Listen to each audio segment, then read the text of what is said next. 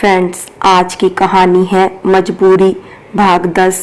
पिछले भाग में आपने पढ़ा, वैभव ने पूजा से कहा, मुझे जब तुमसे पहली नजर में प्यार हुआ था तभी मैंने तुम्हें अपना हमसफर मान लिया था। अब आगे पूजा उसकी तरफ प्यार से देखने लगी और उसके सीने पर अपना सर रखकर रोने लगी। वैभव ने कहा, मुझे 2 मिनट का समय दो, मैं अभी बाहर से कुछ फॉर्मेलिटीज पूरी करके आता हूँ। और वैभव वहां से चला गया। इसके बाद छोटी और शीला पूजा से मिलने उसके पास गई। शीला का तो बिल्कुल भी मन नहीं था। वह तो अफसोस मना रही थी कि उसके किए कराए पर पानी फिर चुका था। छोटी पूजा को देख करके बहुत खुश थी। उसने अपने किए के लिए पूजा से माफी मांगी। पूजा जो साफ दिल की थी, उसने बड़े ही प्यार से छोटी को माफ किया और कहा, मुझसे ज्यादा तुम्हारी जान की कीमत है, क्योंकि अगर मैं मरती तो शायद सिर्फ कुछ लोगों को ही फर्क पड़ता, पर अगर तुम्हें कुछ हो जाता तो पूरा घर ही शोक में चला जाता, इसलिए तुम्हें तो बचाना ही था। इसके बाद डॉक्टर ने कहा, अभी पूजा को आराम करने की जरूरत है, इसलिए आप लोग थोड़ी देर बाद मिल लीजिएगा। छोटी ने कहा, माँ, मैं घर जाकर ये खुशखबरी दादी को बताती हूँ, वो भी घर में परेशान हो रही होगी, आपको भी चलना हो तो चलिए। शीला ने सोचा, अभी भी वैभव यही है तो इन दोनों को अकेला छोड़ना ठीक नहीं है, इसलिए मैं यहीं रुक जाती हूँ। शीला ने छोटी से कहा, अरे सब चले जाएंगे तो पूजा अकेले हो जाएगी और तेरे भाई का भी तो कुछ अता पता नहीं है, अगर किसी चीज की जरूरत हुई तो, इसलिए मैं अभी यहीं रुकती हूँ, फिर वैभव के आते ही घर आ जाऊंगी। कुछ देर के बाद बाहर टेबल पर बैठे बैठे शीला की आंख लग जाती है। उसी बीच वैभव बाहर से अस्पताल आता है। वो माँ से बात तो करना चाहता था जो वो अब करने जा रहा था, पर माँ को सोता देख उसने जगाने की हिम्मत नहीं की। वैभव ने सोचा, माँ बेचारी पहले से ही शादी के काम में व्यस्त थी और फिर पूजा के साथ हुए हादसे से परेशान और थक गई होगी और इसलिए पूजा के रूम के बाहर ही सो गई। ऐसे में माँ की नींद खराब करना, वो भी उस फैसले के लिए जिसको जानकर सबसे ज्यादा माँ ही खुश होगी, उसके लिए इनकी नींद खराब करना ये सही नहीं होगा, इसलिए माँ को यही सोने देता हूँ, तब तक मैं वो काम कर लेता हूँ जो सबसे ज्यादा जरूरी है। फिर वैभव पूजा से मिलने उसके पास चला जाता है। इधर पूजा भी वैभव का बेसब्री से इंतजार कर रही थी। इधर वैभव भी पूजा की बेसब्री को अच्छे से भांप रहा था। वैभव को देखकर पूजा को ऐसा लग रहा था शायद कोई बात है जो वैभव उसे कहना चाहता है पर कह नहीं पा रहा है, और जब तक पूजा कुछ कह पाती वैभव तुरंत उसके पास आया और जोर से पूजा का हाथ पकड़कर कहा, क्या तुम मेरी पत्नी और हमारे घर की बड़ी बहू बनना चाहोगी? पूजा को कुछ समझ में नहीं आया। वो कुछ कहती कि वैभव ने उसे फिर से टोक दिया, बाकी कोई सवाल मत पूछना, बस हाँ या ना में जवाब देना। पूजा ने तुरंत ही हाँ में सिर हिला दिया और उसी पल में वैभव ने अपने हाथ से सिंदूर निकाला और पूजा की मांग में उसे भर दिया और कहा, मैं तुम्हें भगवान को साक्षी मानकर अपनी पत्नी और हमारे घर की बड़ी बहू स्वीकार करता हूँ। पूजा यूं अचंभित होकर वैभव को देखती रही। उसे कुछ समझ में नहीं आया, बस आया तो इतना कि जिस ख्वाब को पूरा देखने के लिए उसने इतने कष्ट और दर्द सहे वो बिना किसी रुकावट के पूरा हो गया। पूजा की आंखों से खुशी की लड़ियां गिरने लगी। उधर वैभव भी खुशी से अपनी पलकों को नम कर चुका था। दोनों एक दूसरे के साथ अपनी खुशी जाहिर कर ही रहे थे कि अचानक से पीछे दरवाजे के खुलने की आवाज आई और जब वैभव ने पलटकर देखा तो वहां पर शीला खड़ी हुई थी, जो इस बात से पूरी तरह अनजान थी कि उसके बेटे मतलब कि वैभव ने बिना उसे बताए किस फैसले पर पहुंच चुका है। शीला जैसे ही अंदर आई तो उसने देखा वैभव के चेहरे की खुशी और वैभव के ही पास लेटी पूजा की मांग में सिंदूर। वो एकदम से हक्की बक्की रह गई। आज उसका सबसे बड़ा डर उसके सामने खड़ा हुआ था। जिस होने को वो बड़े जतन से टालने की कोशिश कर रही थी वो आज हो चुकी थी, पर वैभव तो कुछ और ही सोचता था अपनी माँ के लिए। उसे लगा शीला खुशी के मारे एकदम से चौंक गई है, पर पूजा तो शीला की हकीकत से अच्छी तरह वाकिफ था। वो पल भर में ही समझ गई कि शीला ये सब देखकर आग बबूला हो चुकी है और अब वो क्या करेगी इसका अंदाजा कोई भी नहीं लगा सकता था। फिर इन सब बात से बेखबर वैभव भागता हुआ अपनी माँ के पास गया और पैर छूकर उसे आशीर्वाद लेने लगा। माँ, मैं जानता हूँ आप मेरे इस फैसले से बहुत ही ज्यादा गर्व महसूस कर रही होंगी। मैंने पूजा से इस हालत में शादी करके एक नेक काम किया है, पर कहीं ना कहीं आप मुझसे नाराज भी होंगी कि मैंने आपके हॉस्पिटल में होते हुए आपको एक बार भी खबर नहीं दी। पर माँ, मैं क्या करता, सब कुछ मैंने यूं जल्दी में सोचा, लगा आपको शाबाशी देने का सीधा मौका दूं। और मुस्कुराते हुए वैभव ने अपनी माँ को गले से लगा लिया। अब अपने बेटे के मुंह से खुद के लिए इतना सब अच्छा सुनकर शीला की हिम्मत नहीं हो पा रही थी कि वो अपनी अच्छाई का नकली चोला उतारकर अपने मन की भड़ास निकाल ले। आज शीला को अपने अच्छेपन का दिखावा करना बहुत ही भारी पड़ रहा था। वो चाहकर भी कुछ नहीं कह पा रही थी, फिर भी उसने मन मारकर वैभव की हाँ में हाँ मिला दी। ये सब देखकर पूजा ने मन में सोचा, हाय राम, कैसी औरत है शीला। मैं तो बाहर की हूँ, मेरी तो कोई औकात ही नहीं है, पर वैभव और छोटी तो इनकी खुद की जन्मी औलाद है, ये तो उनकी भी सगी नहीं है। पर कोई बात नहीं, भगवान के घर देर है अंधेर नहीं। तभी शीला अपनी एक और नाकाम चाल चलती है, क्योंकि वो किसी भी हालत में हार नहीं मानने वाली थी। तभी उसने वैभव को अपनी बातों में लेने की कोशिश की। देख वैभव, जो तूने करना था कर लिया, पर इस बात को तू और मैं समझ सकते हैं, पर तेरे पिताजी। तभी वैभव ने शीला को अपनी बात पूरी करने से पहले ही टोक दिया।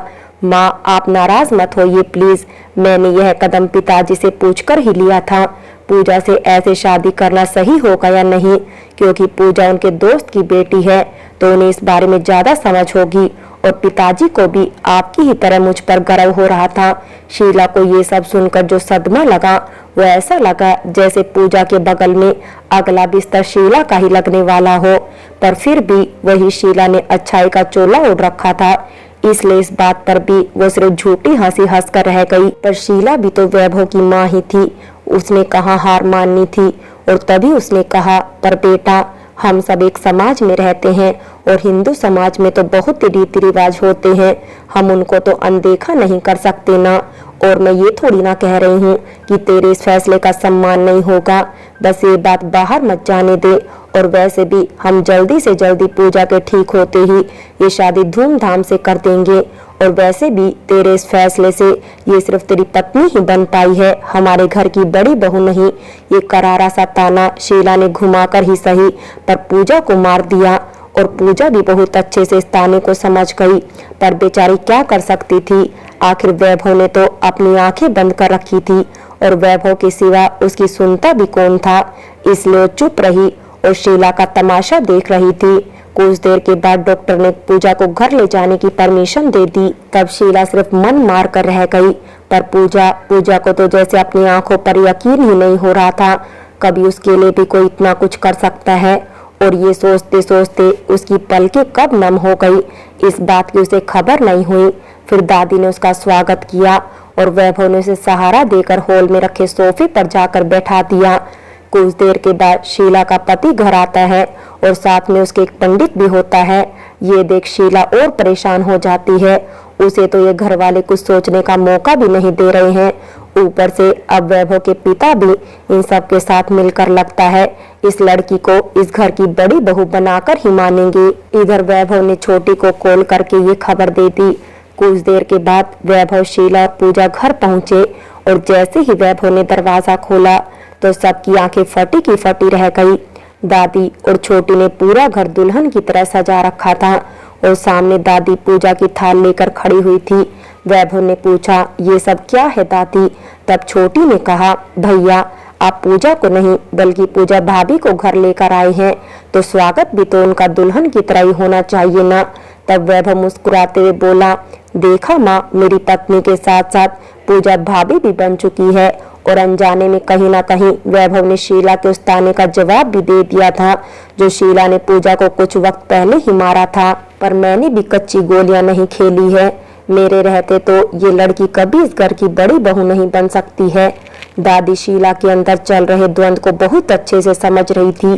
शीला अपने ख्यालों में इतना खोई हुई थी, दादी कब उसके बगल में आकर खड़ी हो गई ये उसे खबर भी नहीं हुई।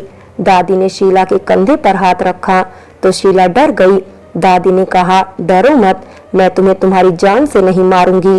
शीला हक्की बक्की होकर दादी को घूरने लगती है और कांपती हुई आवाज में बोलती है, क्या आप क्या बोल रही हैं? दादी ने कहा, तेरा ये ढोंग तेरे बेटे और मेरे बेटे के सामने चल सकता है, पर मेरे सामने नहीं। मुझे पता है घर पर वो काला सांप कहाँ से आया था और पूजा की ही जान क्यों खतरे में गई थी, क्योंकि जब तुम लोग पूजा को लेकर अस्पताल गए थे तब तेरे पीछे से वो सपेरा घर आया था अपना काला सांप वापस लेने, और तभी मुझे तेरे इस गंदे षड्यंत्र का पता चल गया। शीला के तो जैसे कदमों से जमीन ही खिसक गई हो। उसकी गलती उसके चेहरे से झलकते पसीने साफ साफ दिखाई दे रही थी। तब दादी ने कहा, तू परेशान हो गई है ना? तूने इतनी सफाई से चाल चली, पर इसका पता कैसे किसी को लग गया? क्योंकि तू अभी सास बनने जा रही है और मैं तेरी सास हूँ। तेरी हर एक चाल को तेरे ब्याह के अगले दिन ही समझ गई थी, पर घर की शांति बनी रहे इसलिए मैं हमेशा चुप रही। पर तूने इसे मेरी कमजोरी और खुद को सबसे ज्यादा होशियार मानने की गलतफहमी पाल ली। पर यहाँ तक तो ठीक था, पर तू इतना नीचे गिर जाएगी कि तूने एक बिना माँ बाप की लड़की की जान लेने की कोशिश की। तुझे शर्म नहीं आई? और वो भी इसलिए कि तेरा खुद का जन्मा बेटा उसे पसंद करता है और इसे इस घर की बड़ी बहू बनाना चाहता है। तू बता, इसमें गलत क्या है? और तू एक औरत होकर ये सब कर रही है। तूने तो इस कहावत को सच कर दिया, एक औरत ही एक औरत की दुश्मन होती है। और मैंने ये आज तक तुझे कभी नहीं कहा, और मैंने तो कभी इस बारे में सोचा भी नहीं, और न ही मैं ये कहना चाहती हूँ। पर तेरी हरकतों को देखकर आज मुझे तुझसे कहना पड़ रहा है। जब मेरे बेटे ने तुझसे शादी की थी तो तू क्या दहेज में लेकर आई थी? और तेरे पिताजी क्या करते थे? वो एक किसान थे और उन्होंने सिर्फ 2 जोड़ी कपड़ों में तुझे अपने घर से विदा किया था। और आज तू जो इतना इतरा कर चलती है ना, वो सब तेरे ससुराल में तुझे नसीब हुआ है। और जब इतिहास खुद को तेरे साथ दोहरा रहा है तो तुझे बड़ी दिक्कत हो गई। और तुझे तो उस लड़की का सहारा बनना चाहिए था जैसे हम तेरा बने थे। अगर हम भी तेरी तरह तेरी जैसी सोच रखते तो क्या होता तेरा? कभी सोचा है तूने? शीला की आंखों में आंसू तो थे, पर गलती के थे या डर के कुछ भी कह पाना मुश्किल था, क्योंकि शीला इतनी जल्दी अपनी गलती कहाँ मानने वाली थी। फिर दादी ने उसे कहा, देख शीला, मैं तुझे यहाँ पर भला बुरा कहने नहीं आई हूँ, बस तुझे समझा रही हूँ। अभी भी वक्त है, सुधर जा। अपने बेटे और पूजा की शादी धूमधाम से करवाकर अपने पाप धुल ले, शायद भगवान तुझे माफ कर दे। और वैसे भी आज जो कुछ भी हो रहा है वो सब तेरी ही हरकतों की वजह से हो रहा है। तूने जब जब वैभव और पूजा के बीच दूरियां पैदा करने की कोशिश की, तब तब वो दोनों एक दूसरे के करीब और अब इतने करीब आ चुके हैं कि तू तो क्या, तेरी कोई भी चाल इन दोनों को अलग नहीं कर सकती है, क्योंकि इनका साथ भगवान दे रहा है। और तभी जोर से शीला को उसके कानों में उसके पति की आवाज सुनाई पड़ती है, अरे शीला, तुम कहाँ ख्यालों में खो गई? तुमने सुना पंडित जी ने आज से 3 दिन के बाद का शुभ मुहूर्त निकाला है, मतलब कि आज से 3 दिन बाद पूजा हमारे घर की बड़ी बहू बन जाएगी। तब तो तू खुश हो जाएगी ना? और शीला इतनी परेशान थी कि क्या हो रहा है उसके साथ, उसे कुछ भी समझ में नहीं आ रहा था। अब उसकी चिंता इतनी बढ़ चुकी थी, उसे दिखावे की हंसी भी नहीं निकल पा रही थी। उसने सिर्फ हाँ में सिर हिलाया और बहुत थक चुकी हूँ, आराम करना चाहती हूँ, ये बहाना बनाकर वो चुपचाप अपने कमरे में चली गई। फ्रेंड्स, बाकी की कहानी अगले भाग में देखें, और अगर कहानी अच्छी लगी हो तो लाइक करें, शेयर करें और प्यार भरी कहानी चैनल को सब्सक्राइब करें।